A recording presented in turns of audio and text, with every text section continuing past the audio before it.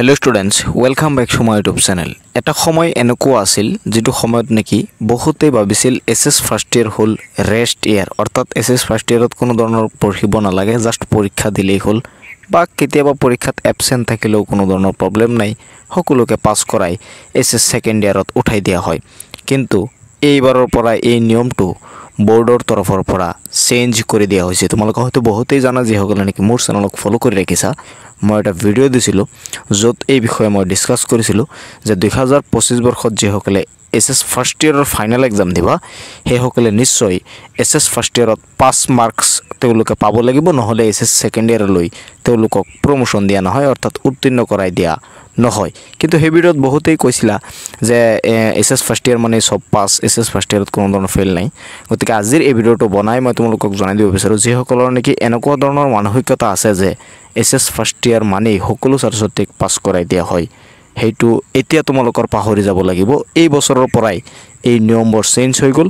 এতিয়া SS first ইয়াৰতো তোমালোকৰ class 10 বা ক্লাস 9 ক্লাস 12 নিচিনাই 5 মাৰ্ক তোমালোকৰ পাব লাগিব। যদি তুমি নোপোৱা তেনেহলে কিন্তু এসএস ফাৰ্স্ট ইয়াৰত ফেল কৰিবা আৰু তোমালোকৰ এসএস ফাৰ্স্ট ইয়াৰতেই আৰু এটা বছৰ পঢ়িব লাগিব। যিসকলে নাজানা সেইসকলক মই জনাই দিব বিচাৰো এই নিয়ম কিন্তু এইবাৰ প্ৰযোজ্য হ'ব। এই বিষয়ে কলেজে যেতিয়া নোটিফিকেশন ওলাই গৈ আছে, মই এটা নোটিফিকেশন দেখুৱাই প্ৰিভিয়াস এটা ভিডিও আপলোড কৰিছিলোঁ। যিসকলে চাইছা তেওঁলোকে তো বুজি পাইছা, আৰু যিসকলে চোৱা নাই এই ভিডিওটো নতুন চাই আছা সেইসকলক এটা ৰিকুৱেষ্ট কৰিম সেই ভিডিওটো চাই ল'বা, তেনেহলে তোমালোকে বুজিব পাৰিবা যে আসলতেই 2025 বৰ্ষত বহুখিনি নিয়মৰ চেঞ্জ কৰিছে বোৰ্ডে।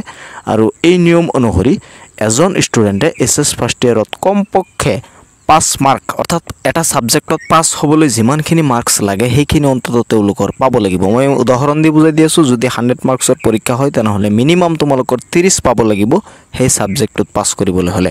যদি তুমি 30তকৈ কম পোৱা তেনেহলে কিন্তু এসএস ফাৰ্স্ট ইয়াৰত তুমি ফেল কৰিবা।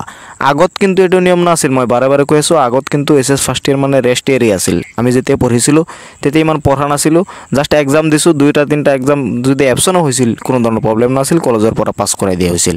কিন্তু এইবাৰ কিন্তু এসএস ফাৰ্স্ট ইয়াৰ হৈ থকা নাই, এইবাৰ অলপ নিয়মৰ চেঞ্জ হৈ গ'ল। মানে তোমাৰ এসএস ফাৰ্স্ট ইয়াৰত পাস কৰিব লাগিব, মিনিমাম তোমাৰ 30 পাব লাগিব 100ৰ ভিতৰত, আৰু যদি 30 নোপোৱা তেনেহলে কিন্তু তুমি ফেল কৰিবা। আৰু ফেল কৰিলে এসএস ফাৰ্স্ট ইয়াৰতে তোমাৰ থাকিব লাগিব। এটো মই কোৱা নাই, কোনো ইউটিউবাৰে নকয়, কোনো সাৰে কোৱা নাই, এটো বোৰ্ডৰ তৰফৰ পৰা আহিছে নোটিফিকেশন। এই নোটিফিকেশন তোমালোকৰ মানিবই লাগিব যদি তুমি এসএস সেকেন্ড ইয়াৰত উঠিব বিচৰা। তো এইটো আছিল জনাব লগা। মই যেহেতু আৰু এটা ভিডিও দিছিলোঁ, বহুতে তাত কমেন্ট কৰি আছে বা বহুতে ইতিমধ্যে জানিব বিচাৰি আছে, বহুত ষ্টুডেণ্টে যিসকলে নেকি এসএস ফাৰ্স্ট ইয়াৰত ফাইনেল এক্সাম দিবা তোমালোকে সেইসকলে বহুতে জানিব বিচাৰি আছে।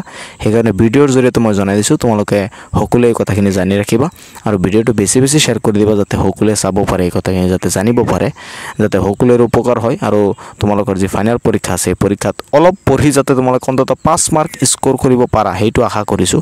আৰু তোমালোকে ভিডিওটো শ্বেয়াৰ কৰি দিবা যাতে তেওঁলোকে এতিয়াৰ পৰা সতৰ্ক হৈ যায়। মই তোমালোকক জনাই দিব বিচাৰো যদি 5 মাৰ্ক তোমালোকে স্কোৰ কৰিব বিচাৰা ইমান টান নহয়, ইমান ভয় খাব নালাগে, জাস্ট তোমালোকে বনাই হলেও লিখি থৈ আহিবা, চাবা পাস কৰিব পাৰিবা, 5 মাৰ্ক তোমালোকে স্কোৰ কৰিব পাৰিবা। তো ভিডিওটো শ্বেয়াৰ কৰিবলৈ নাপাহৰিবা, চেনেলটো সাবস্ক্ৰাইব কৰি দিবা। লগ পাম পৰৱৰ্তী ভিডিওত, চাই থাকিবা তোমালোকৰ আপোন চেনেল টেক অফ MH।